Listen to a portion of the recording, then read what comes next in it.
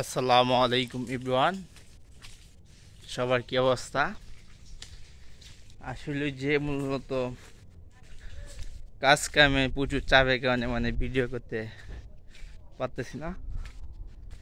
আর যতদিন বিকালে আসলে নামাজ পড়ে এই রাস্তা দিয়ে যায় মোবাইলের সামনে বুয়াটিয়া গ্রাম এই মুসুয়া কোনো লোক থাকে না। লোক না থাকলে হয় আমি এই ক্যামেরা আত নিয়ে একটা ভিডিও করি, হিরাইতে কাজ যাইতেছি একটু মাঠের দিকে। অনেকদিন যাবত ব্যস্ত, মাগিয়ে সঙ্গে হইতো কাম করে।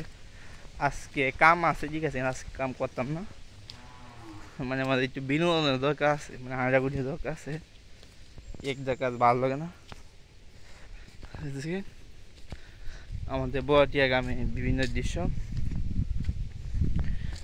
পেট আছে। রাস্তার ওপাশে আবার লোকিয়া, ওই পাশে আবার বড়টিয়া বাতালাই, রুমান কান্না বাতালাই।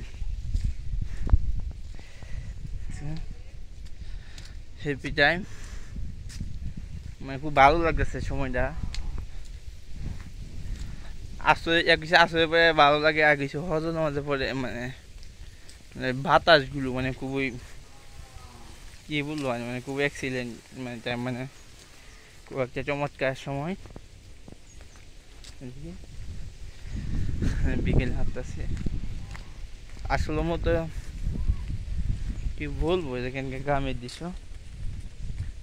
আমাদের এলাকা পান চাষি, সবচেয়ে পান চাষি। রাস্তা তো বেহাল দশা, যা বলার বাইরে। রাস্তা খুব বেহাল দশা দেখেন। আর ওইদিকে দেখেন দক্ষিণে প্রচুর হাঁস কষে দেখতে পাচ্ছেন। প্রচুর হাঁস কষে, বৃষ্টি আসার সম্ভাবনা আছে। গাছ লাই বেশি, কিন্তু এবার একটা পানি তেমন বৃদ্ধি পায় না সহজে। বৃষ্টি আসে, বৃষ্টি আসে, এক লাগা বৃষ্টি আসতে কিন্তু বন্যা হয়ে যেত। কিন্তু এই বন্যার হাত থেকে আমরা বাঁচতে পারছি এখানে বলে আলহামদুলিল্লাহ। যাতে বন্যা না হোক, মানুষের যাতে ক্ষতি না হোক, বৃষ্টি টুকটাক আসুক, সমস্যা নাই।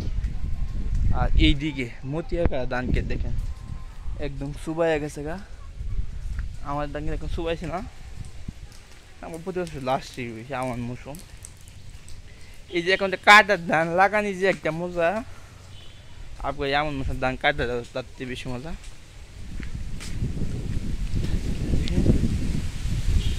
আস্তে আস্তে আমরা সামনে দিকে গিয়েছি। সামনে একটা ফেরিওয়ালা আছে, দেখে ফেরিওয়ালা মহিলা চুল দিয়ে বিভিন্ন জিনিসপত্র ক্রয় করে থাকি।